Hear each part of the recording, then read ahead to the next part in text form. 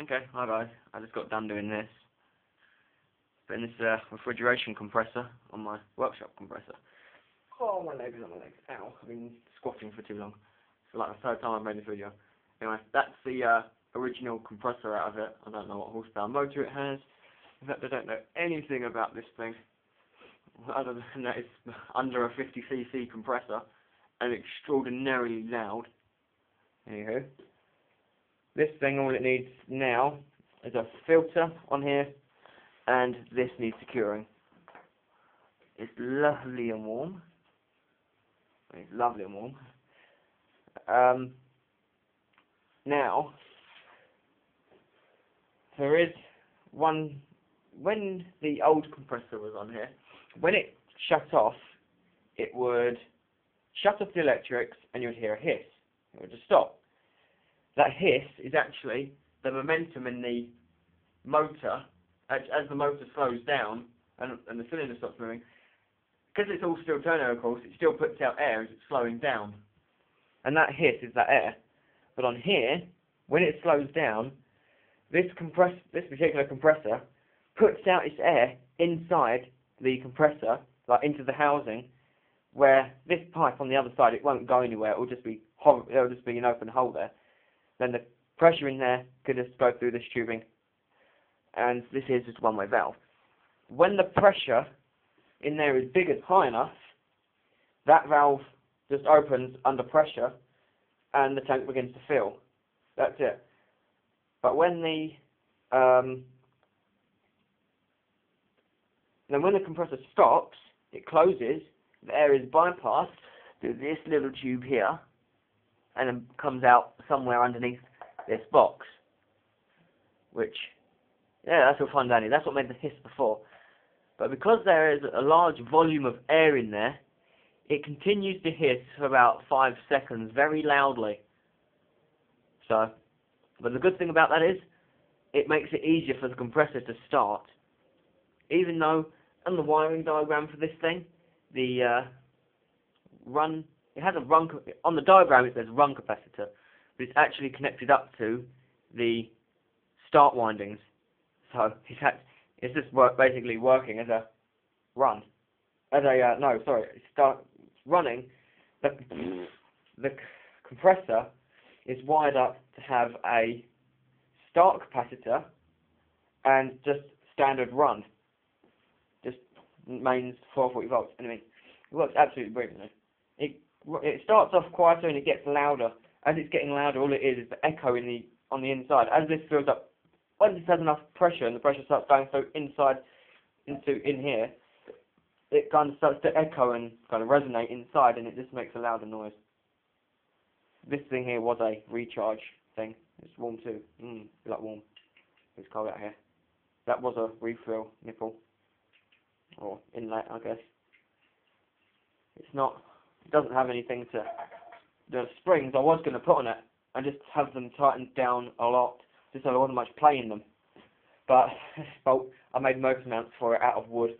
So yeah, there is a hissing sound, but that's not coming from the compressor. That's coming from the quick connect fitting here.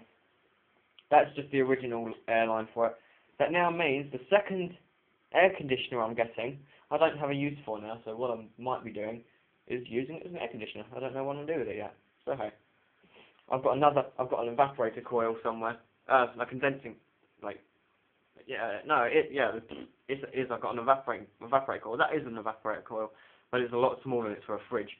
I've got a bigger one in my garden at the moment, and I'm going to have that probably put up on this shelf, and I'll circulate the water from the electrolysis tank through there. I might actually have to make a bigger electrolysis tank, because this one here is maybe a little bit too small.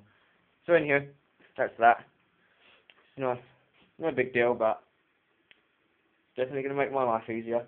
It works, it charges up quicker than my old one. I'll get it to start for you quickly. What I have to do is pull this. There's something wrong with the switch. It starts running again at about 50 psi. So that's not right. There's something wrong with the switch, but I don't know how to adjust it.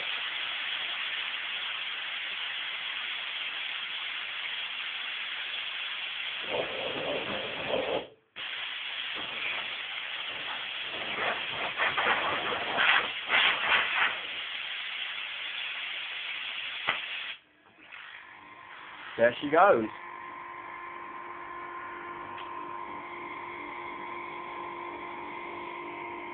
Gonna get louder in a second. That needle's not moving at the moment. Moving slowly, just not very much. Wait for it, wait for it. Oh, it is moving. Why isn't it loud yet?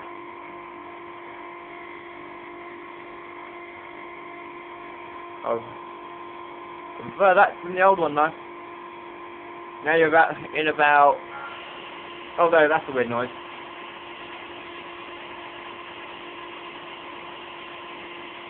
Maybe it's just the valve's maybe a little bit sticky or something, 'cause it is old. It's the same size as the same age as the compressor. Now it cuts out at barely over 100 psi. And when it does, it's damn loud.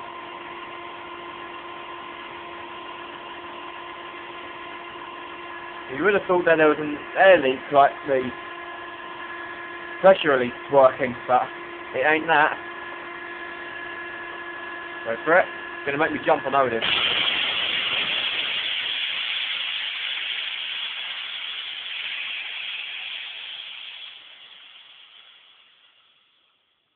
And that's what it does when it shuts off. That's just due to the pressure in the, whatchamacallit.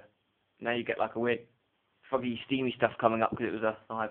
It was actually, it stops at, yeah, just over 100 psi. It's probably about 101 psi. It's only just over that mark.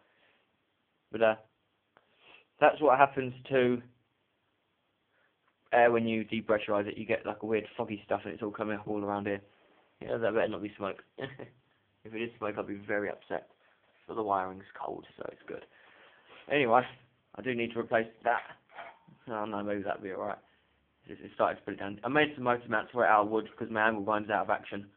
I say it's out of action, I left it out in the rain and snow. Anywho, that's that. See you guys later.